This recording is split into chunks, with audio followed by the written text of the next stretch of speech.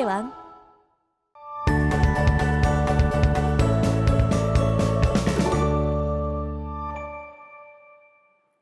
자, 우리가 오늘 학습할 내용은 2차 방정식의 실근의 조건인데요. 우리가 두 가지를 배울 겁니다.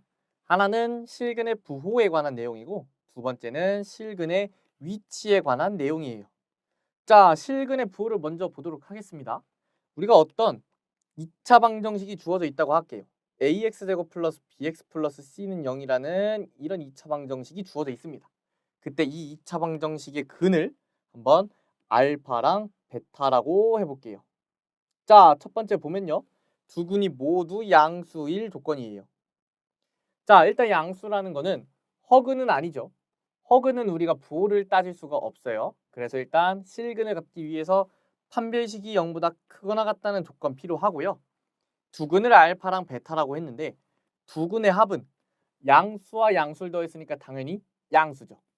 두 근의 곱은 양수끼리 곱했으니까 당연히 양수겠네요. 그래서 두 근이 모두 양수일 조건은 이렇게 3개 따져주시면 되고요. 두 근이 모두 음수일 조건은 마찬가지로 실근을 가지니까 판별식 0보다 크거나 같아야 돼요. 그리고 알파 플러스 베타는 음수가 되고요. 음수랑 음수 더하니까 음수죠. 두 근의 곱은 음수와 음수의 곱이니까 양수입니다. 자, 그런데 두 조건에 비해 여기 보면은 지금 조건이 좀 적죠? 얘는 알파 베타에 관한 조건밖에 없어요. 자, 두 근이 서로 다른 부호일 조건인데 왜 이것만 따져도 되냐면요. 우리가 알파 베타라 하면 근과 계수의 관계에 의해서 a분의 c죠. 걔가 지금 일단 음수가 나와야 되는 거는 당연합니다. 한 근이 양수고 한 근이 음수니까 양수와 음수를 곱하면 음수가 나와야 돼요. 그죠? 그래서 a분의 c가 음수인데 이러면 a와 c의 부호가 다르다는 의미니까 a와 c의 곱도 음수입니다. 그러면 여기서 만약에 판별식을 썼어요. 판별식은 b제곱 마이너스 4ac죠. 자, b제곱 마이너스 4ac를 쓰고 봤더니 b제곱은 어차피 제곱이라 양수고 마이너스 4ac는 ac가 음수인데 마이너스 4를 곱했으니까 양수가 되죠. 그래서 우리가 판별식이 양수가 될 수밖에 없는 겁니다. 그래서 굳이 따져줄 필요가 없는 거죠. 자, 두 근의 합은 왜 안 써져 있을까요? 두 근이 서로 다른 부호라 그랬는데 서로 다른 부호인데 하나가 양수고 하나가 음수인데 합했을 때 양수가 될지 음수가 될지는 모르는 거잖아요. 그래서 조건이 없는 겁니다. 물론 문제에서 두 근 중 양수근의 양근의 절대값이 더 크다 이런 식으로 써 있을 수 있어요. 그럴 때는 알파 플러스 베타가 양수다라는 조건을 달아줘야겠죠. 근데 보통의 경우에는 따지지 않는다는 점 우리가 고려해 주시면 될 것 같습니다. 다음으로 넘어가서요. 우리가 실근의 위치인데요. 4가지 케이스에 대해서 공부를 합니다. 모두 P보다 큰 경우, P보다 작은 경우, 두 근 사이에 P가 있는 경우, 두 근이 모두 PQ 사이에 있는 경우 이렇게 4가지에 대해 고려를 해줍니다. 자, 4가지를 고려했을 때 우리가 따져줘야 되는 건 3개가 있어요. 판별식 D의 부호, 경계에서의 함수값의 부호, 축의 위치 이렇게 3개를 따져주게 돼요. 자, 그러면 제가 하나씩 한번 따져볼 건데 두 근이 모두 P보다 크다 그랬어요. 그러면 P가 여기 있으면 알파가 여기고 베타가 여기죠. 그러면 알파랑 베타를 지나는 2차 함수는 이렇게 생겨야 됩니다. 이렇게 생겨야 돼요. 자, 그러면 판별식은 당연히 0보다 크거나 같아야겠죠. 실근이 존재해야 되니까요. 그 두 번째 조건 보면 x에다 p를 넣었을 때 이 함수값 fp가 지금 x축 위에 있죠. 그러면 양수여야 되잖아요. 그래서 fp는 양수여야 됩니다. 마지막으로 대칭축은요. 대칭축은 여기죠, 여기. 여기인데 p 오른쪽에 있어야 되네요. 그러면 대칭축이 p보다 크다. 이렇게 고려를 해주시면 돼요. 두 근이 모두 p보다 작은 경우도 비슷합니다. 알파, 베타가 지금 P의 왼쪽에 있어야 돼서 여기 찍히고요. 그래프가 이렇게 생겼네요. 마찬가지로 판별식 0보다 크거나 같아야 되고 FP는 양수여야 되고 이번에는 대칭축이 P의 왼쪽에 있어야 되죠. P의 왼쪽에 있어야 되니까 대칭축이 P보다 작다. 이렇게 세 조건 따져주시면 됩니다. 자, 두 근 사이에 P가 있는 경우는 조금 조건이 단순합니다. 이게 왜 그러냐? 자, 우리가 원래 판별식, 대칭축, 함수값 따져줘요. 근데 여기 지금 함수값만 적혀 있거든요. 두근 사이에 P가 있으니까 P를 대입했을 때 함수값이 음수 나오는 거는 우리가 그래프상에서 확인을 할 수가 있어요. 그래서 FP가 일단 음수라고 했는데 FP가 음수면 2차 함수가 지금 음수에서 올라가야 되잖아요.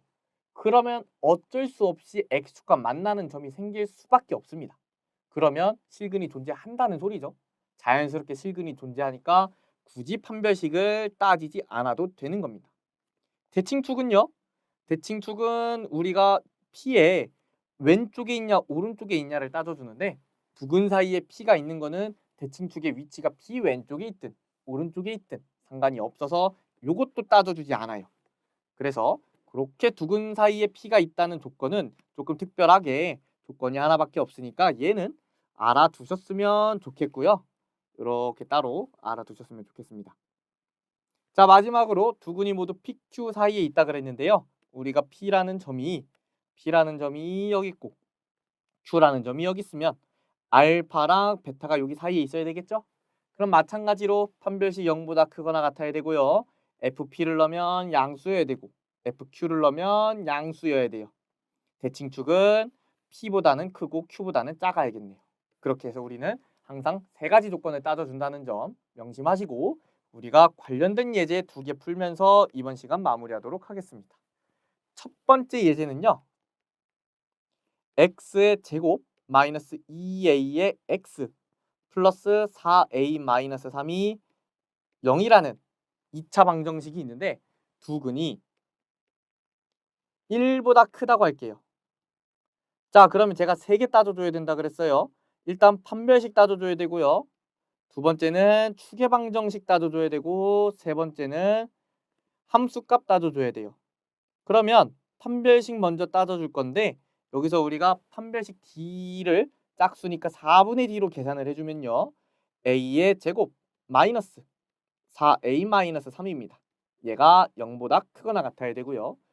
A의 제곱 마이너스 4A 플러스 3이 0 이상이고 얘가 A-1에 A-3으로 인수분해되니까 A 값의 범위는 3보다 크거나 같거나 A가 1보다 작거나 같다는 범위로 나오게 되네요.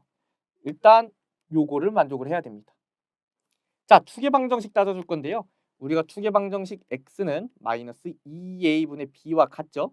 여기서 a값, b값은 ax제곱 플러스 bx 플러스 c에서 a, b, c입니다. 자, 그럼 여기에 있는 a값, b값, c값으로 계산을 해주면요. 답이 a밖에 안 나오네요. a로 계산되니까 얘가 지금 어디에 있어야 돼요? 두 근이 1보다 크니까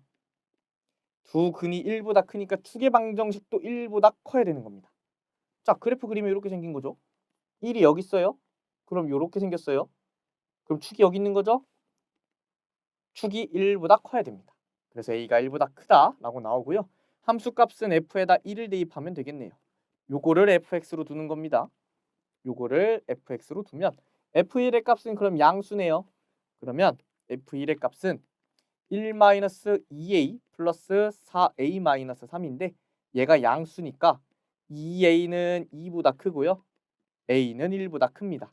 따라서 우리는 얘도 만족해야 되고 얘도 만족해야 되고 얘도 만족해야 되니까 공통범위를 찾아주면 공통범위는 어디죠?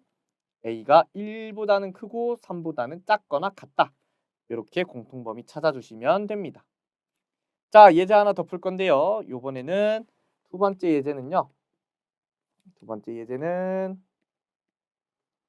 3x제곱 마이너스 5ax 플러스 a제곱 플러스 1이라는 2차 방정식이 있는데 두 근 사이에 1이 있는 겁니다. 그럼 두 근 사이에 있는 건 제가 어떻게 하면 된다 그랬어요? 하나만 따져주면 된다 그랬어요. 얘를 fx로 놨을 때 fx에다가 1을 대입한 f1 값이 즉 3-5a 플러스 a제곱 플러스 1 값이 음수면 된다. 이것만 있으면 두 근 사이에 1이 있는 것이다 라고 했어요. 그러면 그 범위는 a제곱 마이너스 5a 플러스 4가 음수인 거니까요. 얘가 a-1에 a-4로 인수분해돼서 우리가 찾는 범위는 1보다는 크고 4보다는 작다라는 범위가 됩니다. 자, 여기까지 해서 실근의 부호랑 실근의 위치 단원 마무리했고요. 우리가 다음 시간부터는 도형의 방정식 단원을 나가게 되니까 앞에서 배운 방정식하고 부등식에 관한 내용을 전체적으로 복습하고 넘어갔으면 좋겠습니다. 여기까지 하도록 하겠습니다. 고생하셨습니다.